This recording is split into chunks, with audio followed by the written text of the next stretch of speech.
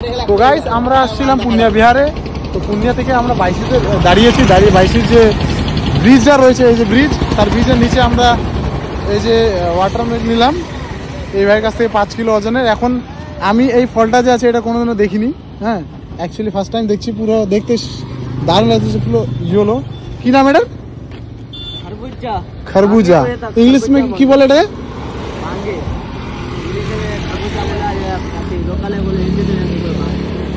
তো মালটা তো দেখতে ভালো আছে, কিন্তু ব্যাপারটা হচ্ছে দামটাও ভালো আছে, কিলোটা ভালো বলছে। হ্যাঁ 500 টাকা কিলো।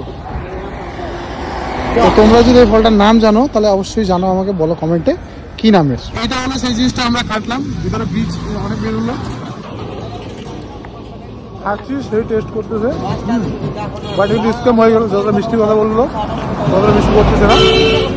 এই দেখো সাদা। আজকে মিল এই পর্যন্ত দেখা হচ্ছে। ফটাফট ভিডিও লাইক করুন, শেষ হবে।